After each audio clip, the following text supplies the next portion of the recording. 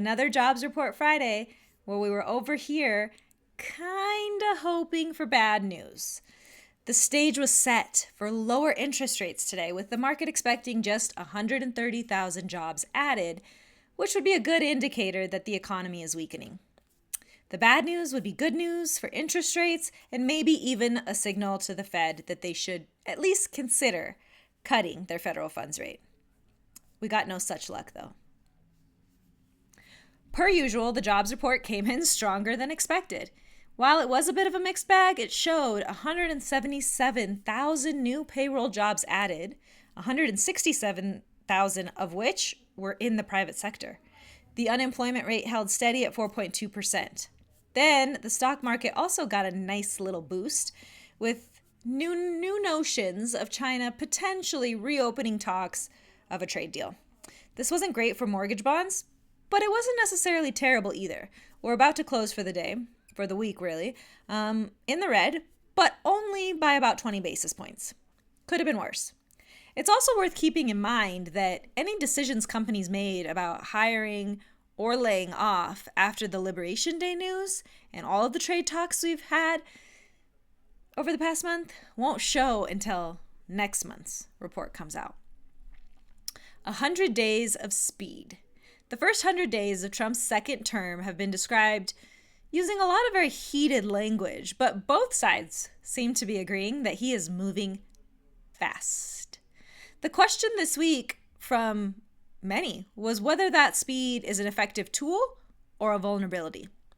While his executive orders have been cheered by the MAGA movement, his policies have also cemented serious concern about financial markets and increased the odds of a 2025 recession significantly. He promised to secure the border and return America to prosperity. There's debate surrounding his success on one of those. The other is so far a clear disaster. It has been the worst 100 days for markets since 1974, when Ford took over after Nixon's impeachment. In a YouGov poll published by The Economist, Trump is dealing with falling approval ratings on the economy and inflation. On Inauguration Day, 49% of those polled approved of how he would handle jobs and the economy. The number is now 41%. In regard to his inflation policies, he initially had an approval rating of about 45%, but after 100 days in office, that is now down to 37%.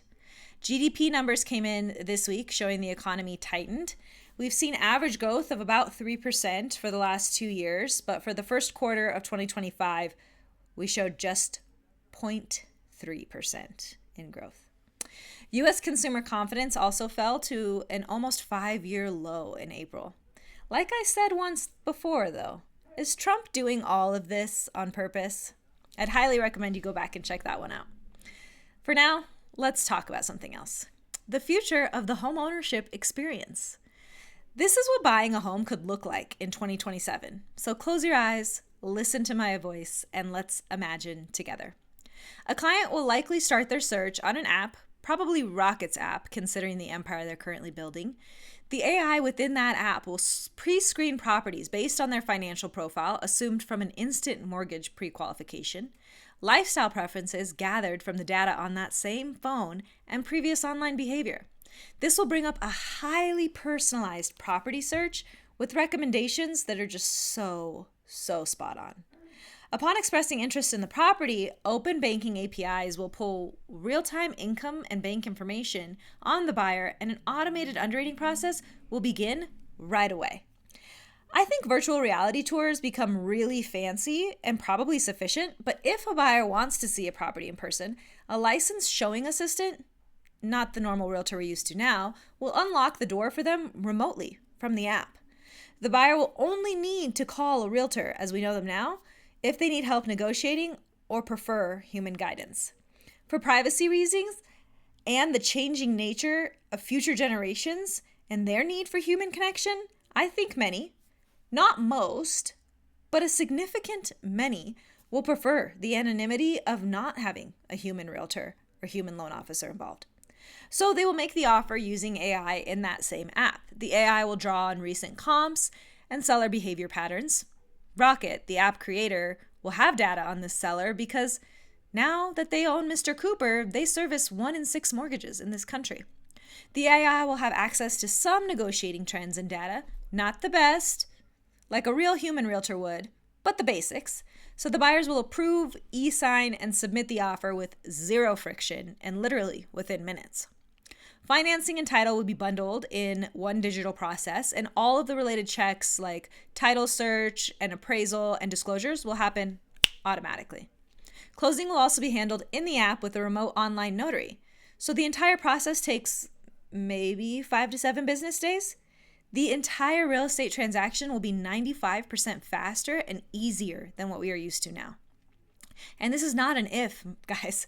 This is a when. And you'll notice, in my opinion, I'm predicting this happens as soon as 2 years from now. What do you guys think about this process? Would you personally want to buy a home this way? Do you think it'll make things cheaper for the consumer? I think there's some pros and cons, and I shared all of them on my Instagram Live this morning, so you should definitely go check it out.